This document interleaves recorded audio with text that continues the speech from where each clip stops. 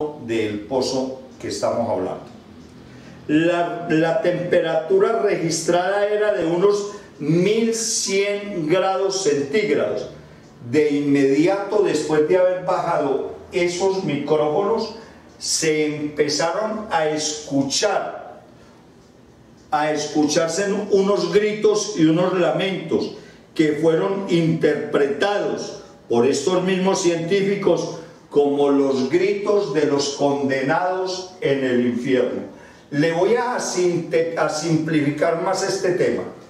Los rusos, estos señores científicos, ellos no creen, me refiero a este grupo de científicos, no creen en nada ni en nadie, solamente en lo que ven y en lo que tocan. Hacen un pozo inmenso, muy profundo, de 14.4 kilómetros. Inicialmente habían hablado de metros, ahora hablan de kilómetros. Antes de cuando entran los sensores, van perforando, encuentran una cavidad. O sea, esto quiere decir que abren el pozo, lo excavan, sacan todo el material de allí y van entrando. Yo me imagino que deben de ser aparatos especiales, pero llegan hasta una parte donde hay una cavidad y ellos mismos ubican unos sensores muy resistentes a la temperatura, y resulta que cuando llegan allí escuchan los sensores con unos gritos y unos lamentos. Pueden encontrar esa información vía internet de los verdaderos gritos y los lamentos que salían de esta caverna en lo profundo del pozo. Durante la época de la Unión Soviética, de hecho, se había excavado el llamado pozo superprofundo de Kola, un agujero de más de 12 kilómetros de profundidad ubicado en la península de Kola, y se encontraron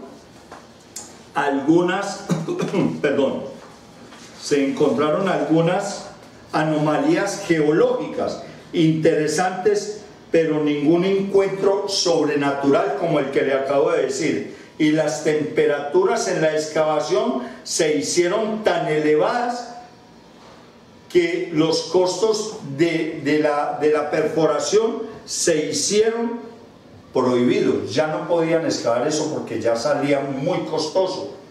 La noticia del pozo del infierno se extendió.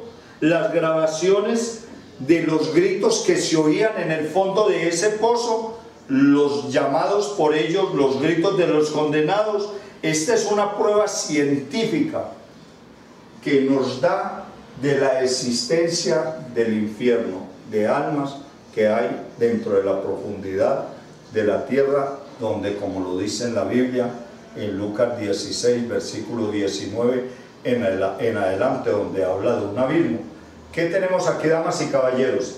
De una u otra forma, los gritos de las personas, de las almas condenadas que están en el infierno, gritaban a voz llena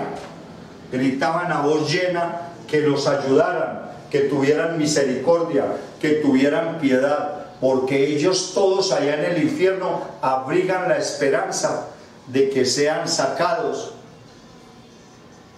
como falsamente dijo una organización religiosa, que las personas tenían esperanza allá en el infierno. De eso hablaremos más adelante. Esa es la prueba científica que yo he podido respaldar y analizar, que la veo la más viable y la más verídica. Este hombre Sakharov llegó en una entrevista y dijo que él, como comunista, como científico, era ateo, y como ateo no creía en nada. Y para tal efecto, a partir de ese momento, este hombre se convirtió al cristianismo. Precisamente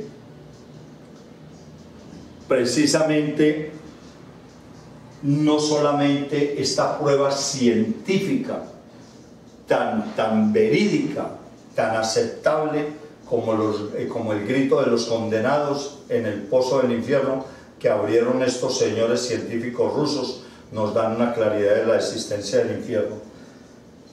Permítame también contarle una historia de unos buceadores, algunos tan conocidos como un científico muy eminente de origen francés, el bien llamado Jacques Cousteau, un científico marino que estuvo investigando las profundidades de los mares, y este hombre investigó mucho sobre las profundidades de los mares. Estuvo andando en un barco muy mencionado, el Calipso. El muy famoso, conocido oceanógrafo, el francés Jacques Cousteau, en su momento nos narró que él y su equipo en el fondo del mar habían escuchado, procedente de las profundidades marinas, en algunos puntos muy apartados, voces, ruidos que salían desde las entrañas de las tierras. Permítame retomar el caso también del historiador, de la historia del científico ruso. El doctor Asakov explicó que aunque comunista, en sus creencias no incluyen ni el cielo, ni el infierno, ni la Biblia. Sí, a paso, después de haber tenido esta experiencia, de haber escuchado estos lamentos tan terribles, tan aterradores, ya desde ese momento pasó a creer en el infierno. Aunque Asakov, el científico ruso, no fue la única persona que se refería al tema, otro testigo de lo ocurrido, de apellido Numendal, explicó: el incidente fue totalmente real. Otra persona que estuvo allí con los científicos. Los rusos, cuando escucharon esos lamentos del pozo del infierno, de las voces que según ellos decían habían salido del infierno, gritaron con espanto, para después agregar que esa noche un grupo de ambulancias circuló por ahí. Él vio, este testigo vio. Numendal explicó que el conductor, a quien conocía, le dijo que le habían ordenado que se dara a todos los que estuvieron presentes con medicamentos para borrar su memoria a corto plazo. Para darle más veracidad a su relato, aportó que los rusos utilizaban esa droga para tratar a las víctimas que sufrieran de algún tipo de shock, y usaban precisamente esa droga para que ellos no volvieran a repetir eso. Y permítame recordarles que estos señores científicos nunca más volvieron a ese pozo, renunciaron, porque era tan horrible lo que habían escuchado que los llenó de pánico. Yo me pregunto, damas y caballeros, si nosotros nos disponemos a no creer en esta historia, la de este científico ruso, o la de este señor francés Jacques Cousteau, oceanógrafo o algo así, investigador de las profundidades marítimas, si nosotros nos proponemos a no escuchar, estamos perdiendo una oportunidad muy grande de evitar el ir al infierno. Pero si nosotros las escuchamos, las comparamos con la Biblia, vemos que tenemos concordancia. Entonces si nos hubiéramos podido dar cuenta, y nos podemos dar cuenta que el infierno existe. Una última prueba. En Isaías, en Marcos, hay una cita bíblica, veamos a ver si la recuerdo en este momento. Veamos en Marcos, para terminar este asuntico del infierno, ¿ya? Marcos, vamos a ver, en Marcos 9 me parece que está, permítame la confirmo, abran sus Biblias en Marcos 9, nos dice una cita bíblica exactamente en Marcos 9, versículo 47. Ubiquémoslo desde el 43. Marcos 9, versículo 42, exactamente, versículo 42. Pero si alguien te hace pecar, a uno de estos pequeños que creen en mí, más te valdría que te ataran al cuello una piedra de molino y la arrojaran al mar. Y continúa en el versículo 43. Si tu mano te hace pecar, córtatela. Más te vale entrar a la vida manco. Esto es algo simbólico, con referencia a que lo que a nosotros nos haga pecar, apartémoslo de nuestras vistas, de nuestra mente. Entonces nos da un ejemplo muy simbólico, muy fuerte, pero no es que quiera decir que si la mano izquierda la hace pecar, córtatela con la derecha. No, para nada. Es un ejemplo de lo terrible que es de entrar al infierno. Mire, si tu mano te hace pecar, córtala. Más te vale entrar en la vida manco que ir con las dos manos al infierno, donde el fuego nunca se apaga. Y si tu pie te hace pecar, córtatelo. Más te vale entrar en la vida cojo que ser arrojado con los dos pies al infierno. Si tu ojo te hace pecar, sácatelo. Más te vale entrar tuerto al reino de Dios que ser arrojado con los dos ojos al infierno, donde el gusano no muere y el fuego nunca se apaga. Vemos allí algo muy importante, donde el gusano no muere y el fuego nunca se apaga. Eso lo deja a uno un poco pensativo. ¿Cómo así que el gusano no muere y el fuego nunca se apaga? Nos quiere decir la santa palabra de Dios a través del Espíritu Santo que en el infierno los gusanos son la compañía eterna y los que hacen que las almas de los seres humanos sean atormentados, entre otras muchas cosas. Pero alguien se podría preguntar, ¿que el gusano no muere?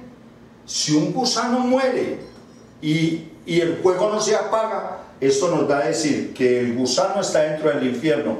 El infierno es fuego y el infierno y el gusano no lo quema el fuego. Entonces sí tiene sentido. ¿Cuál es la prueba física, pastor? Me preguntarán ustedes, de que haya un gusano así. En el año 1970-80 fue encontrado en el fondo del mar, en las profundidades de los volcanes, dentro del mar, en las profundidades. Hay, el volcán, en la parte inferior del volcán, en lo profundo del mar, salen unas fumarolas, o sea, candela, y eso es a una temperatura pero bastante alta. Y encontraron los científicos que estudian las profundidades del mar, encontraron un gusano tubular de 4 centímetros de ancho por un largo aproximado de varios centímetros de largo, que lo llamaron el rifia. Este gusano vive en las profundidades del mar, cerca de fumarolas, o sea, cerca del fuego, y el fuego no le hace nada a ese animal. Y eso nos da la oportunidad para relacionar esos animales en forma de tubo, de un largo aproximado desde lo mínimo hasta lo máximo promedio, con un diámetro de 4 centímetros, y se llama el rifia, y fue descubierto por ahí en el año 1970-1980 por un grupo de científicos. El gusano no le hace nada, ese tipo de gusano, el rifia, no le hace nada al fuego, resisten altas temperaturas. Entonces mire cómo si llegamos atando cabos y cadenas, y podemos, cuando digo atamos cadenas, es un eslabón con otro, y vemos que todo está entrelazado. Podemos mostrar, podemos comprobar la existencia científica, física, marítima, vulcanológica, que el infierno sí existe. En el próximo sermón vamos a ver un sermón que ya había tratado anteriormente con respecto a la existencia del cielo y del infierno. A continuación trataremos ese tema, donde les voy a mostrar a ustedes cómo nuestro Señor Jesucristo nos mostraba no una parábola, sino una realidad de la existencia del infierno en el centro de la tierra, el cual la Biblia llama abismo. Que el Señor los bendiga. Muchas gracias. Buenas tardes.